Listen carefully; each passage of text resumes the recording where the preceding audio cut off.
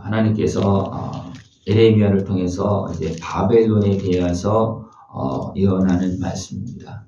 바벨론에 대해서 예언하면서 그 백성들이 거기에서 어떻게 살고 또 어떻게 돌아오는지에 대해서 쭉 설명하고 있습니다.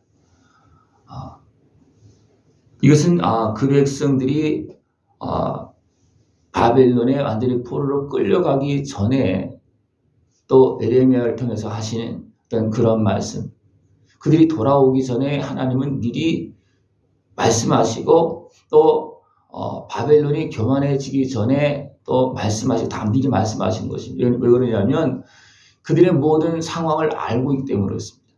그들의 속 생각들을 다 알고 있기 때문에 하나님은 세우셨지만, 그래서 세워서 그 백성을 잘 돌볼 수 있도록 그렇게 했지만 그들은 어리석게도 교만해져서 그들의 본분을 감당하지 못하고 도리어 무너지고 이것이 계속 반복적으로 나타나고 있습니다.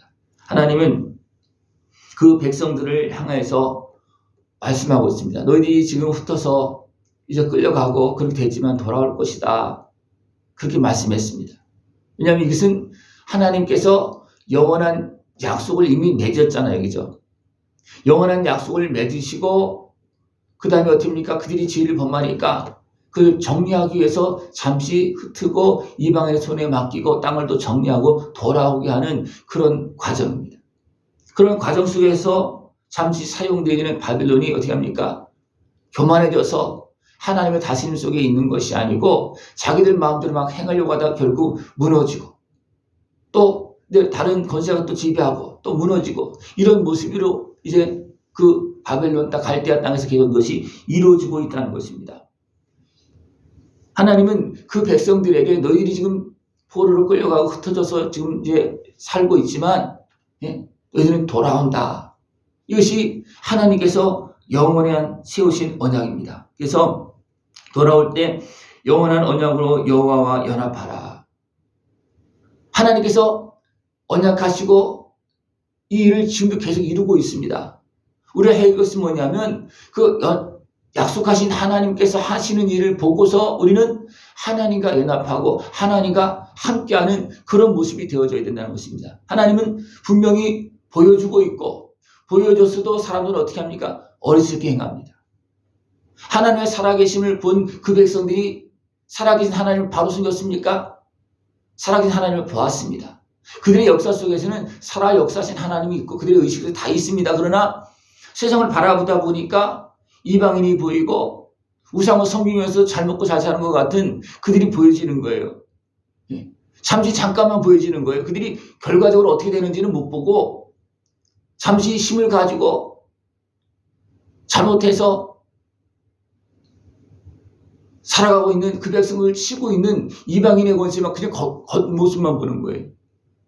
이것이 왜 일어나고 있는지, 하나님의 백성들이 왜 저 이방인들에게 짓밟히고 있는지 그 원인은 잘 모르고 저들이 우리보다 힘이 세다.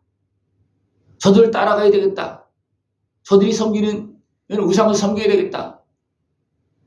어떤 왕은 이방 땅에 가서 그들이 섬기는 그런 우상을 보고 제단을 보고서 야, 우리 제단보다 더 크다. 우리 제단도 이렇게 큰 제단으로 이렇게 만들어라. 그렇게만 명령의 마음도 있어요. 어리석은 거예요. 하나님은 우리에게 그런 어떤 그 겉모습을 요구하는 하나님이 아니시고 그것은 하나님을 섬기는 데 필요한 어떤 보면 환경들일 뿐입니다.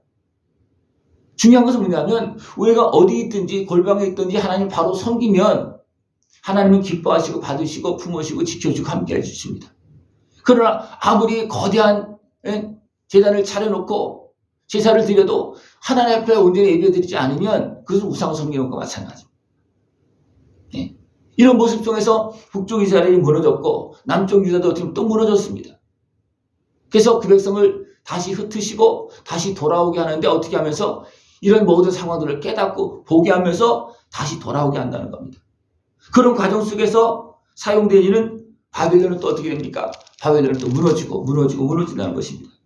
그래서 바벨론이 하나님의 손에서 이제 사용되어지는 손인데 교만하게도 어리석게 행함으로 인해서 어떻게 합니까? 교만하게 행하잖아요. 그래서 어떻게 합니까? 하나님께서 다른 권세를 세워서 바벨론을 칩니다. 또 그들이 왜 그렇게 행했습니까? 하나님의 백성을 짓밟고 있기 때문에 그렇습니다. 하나님의 백성을 돌보라고. 그래서 하나님께서 어떻게 합니까? 누부갓네살 왕 때 하나님의 살아계심을 계속 증거해 보여주잖아요. 그래서 어떻게 합니까? 그들이 하나님의 백성을 하나님의 백성으로, 이스라엘 백성들이 섬기는 그 하나님이 진짜 하나님이다, 신이다, 그것을 온 땅에 선포하게 하시면서 그 백성을 지키고 보호하도록 그렇게 했지만 어떻게 합니까? 무너져서 또 어리석게 행함으로 인해서 또 무너지고, 그리고 다음 왕은 지금 어떻게 합니까? 또 그들로 하나님의 하나님을 알게 하고 그 백성을 어떻게 보면 보호하게 하고, 이것이 계속 반복되어집니다. 이것은 뭐냐면 하나님께서 그 백성을 흩으셨지만 그 땅에서 잠시 살게 하다가 돌아오게 하는데, 그 다스리는 이방인의 왕의 생각에, 그 마음에 하나님에 대한 의식이 있게 해서 그 백성을 마음대로 해하지 못하도록 그렇게 했다는 겁니다. 그러나 그 백성이 그것을 온전히 알고서 그 속에서 사람들이 그렇지 못할 때 어떻게 합니까? 또 많은 문제 속에서 어림을 겪게 하고 하나님께 부르짖게 하고, 그래서 좀 깨어나서 하나님을 찾게 하고, 그렇게 하면서 다시 돌아오는 그런 모습이 되어지게 한다는 것입니다. 바벨론이 하나님의 백성들을 자기 소유로 삼고서 막 지배할 때 하나님은 너도 안 되겠다 무너뜨립니다. 그리고 또 다른 권세를 세우고 그렇게 합니다. 하나님은 아수르를 벌하고 또 바벨론도 벌합니다. 왜냐하면 그 백성을 확대하고 지배하고 악을 행하기 때문에 그렇습니다. 우리는 항상 봐야 될 것이 뭐냐면 하나님은 나의 하나님이시다. 하나님은 지금의 나의 아버지시다. 내가 잘못했을 때 매를 칠 수가 있고 잠시 흩을 수가 있고 벌을 줄 수도 있습니다. 그러나 하나님은 영원히 나를 자녀로 삼고 계신 하나님이시고, 내가 벌을 받는 가운데서 나를 막 혼내키고 그러면 되십니까? 또 그 권세를 하나님은 혼내키십니다. 왜 그렇습니까? 하나님은 우리에게 합당한 벌을 분명히 징계로 내리시지만 그 위에서 어리석게 행하는 악한 권세들 때문에 또 하나님이 진노하시면, 왜냐하면 그 백성을 지키고 있는 거예요. 하나님의 자녀를 지키고 있는 겁니다. 우리 이것을 항상 기억하고, 왜 하나님이 이렇게 하시는가? 왜 우리가 이런 처지에 되어 있는가? 이것을 돌아보면서 깨닫고 이제 하나님 앞으로 나가서 부르짖고 나갈 수 있는 모습 되기를 축원합니다. 그렇게 나아갈 때 하나님 어떻게 하시냐면, 그때 여호와의 말씀이니라. 그때에는 이스라엘의 지악을 찾을지라도 없겠고 유다의 죄를 찾을지라도 찾아내지 못하리니 이는 내가 남긴 자를 용서할 것입니다. 하나님은 그 백성의 죄를 다 용서하시고 약속한 땅에 아버지 집에 돌아와서 살게 하신다는 것입니다. 이것이 하나님의 영원한 약속이에요. 영원한 약속입니다. 이 약속은 누구에게 주었습니까? 우리에게도, 나에게도 주었습니다. 우리가 어리석게 행할 때 그 어리석음을 깨달으라고, 잘못된 길에 돌아오게 하려고 잠시 흩고 그 결과를, 내가 가는 길이 바로 이런 길이다, 그것을 알려주는 겁니다. 네가 이방인을 따라서 우상을 섬겼지. 그들이 우상을 섬기는 그 나라를 한번 가봐라. 어떤 나라냐. 그래서 깨닫고 돌아오게 하는 거예요.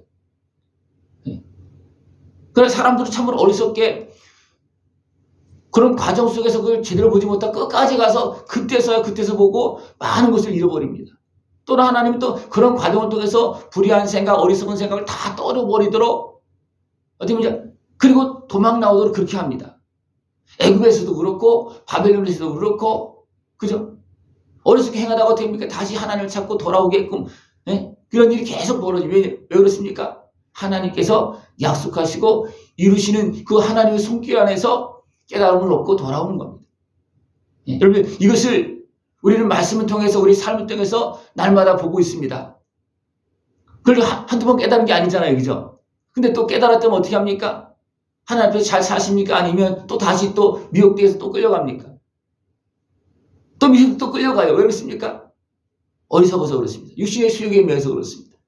더 나가서 어둠의 권세에 미혹에 끌려가서 어떻게 또 넘어지는 거예요. 그러나 어떻게 하나님은 또 불러오고 또 불러오고, 이것이 한두 차례가 아닙니다. 택함 받아서 세운 그 백성들도 이것을 계속 반복하고 있지만 하나님은 영원한 약속을 이루시면서 또 불러오고 세우셔서 그들로 약속의 땅에서 기업을 누리면서 살아계신 하나님의 은혜를 누리면서 세상에 살아계신 하나님의 백성으로서의 그 은혜를 복을 누리게 하면서 많은 세상 사람들로 하나님께로 돌아오시도록 하나님은 그렇게 역사하고 계십니다. 하나님께서 이 약속하시고 이루시는 것은 단순하게 이스라엘 백성, 유다 백성들만 이해하는 것이 아니고 그들을 통해서 온 세상에 하나님의 살아계심을 알리고 흩어져 있고 어리석게 행하고 있는 모든 세상 사람들을 돌아올 수 있는 길을 열어주시고 그리고 부르고 있는 겁니다. 우리 이것을 보면서 우리는 하나님의 은혜 앞으로 나가야 됩니다.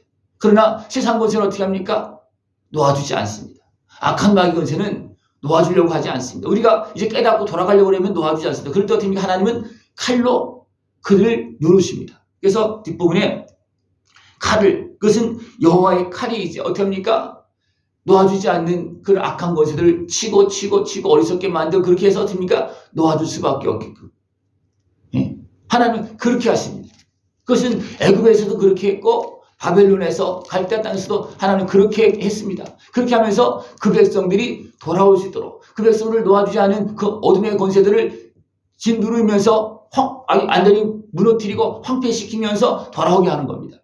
이것이 바로 하나님께서 이루시는 구원의 역사입니다. 이것은 온 땅의 역사 속에 가득합니다. 오늘도 하나님은 흩은 백성을 어리석게 방황하고 있는 사람들을 부르고 있고 오늘도 은혜를 베풀어 주고 있고 돌아오는 사람들 어떻게 합니까? 다 용서하시고 죄를 기억지도 않고 죄를 찾아도 없게끔 하시면서 하나님의 백성으로 살게 하십니다. 그 은혜를 깨어서 다 누릴 수 있는 복된 모습 되어지길 축원합니다. 기도드리겠습니다. 하나님 아버지 감사합니다. 우리를 사랑하시어서 영원한 약속을 맺으시고 오늘도 변함없이 우리에게 은혜를 베풀어 주시고 죄악에서 건져주시고 다 용서하시고 거룩한 하나님의 자녀로 살게 하심을 감사를 드립니다. 아들의 생명을 내어주기까지 하시면서 이 약속을 이루시면서 이 은혜를 우리에게 베푸심을 감사를 드립니다. 이 은혜를 보고 이 은혜를 다 누릴 수 있는 우리 모습 되어지도록 함께하여 주시옵소서. 예수님의 이름으로 감사하며 기도드리옵나이다. 아멘.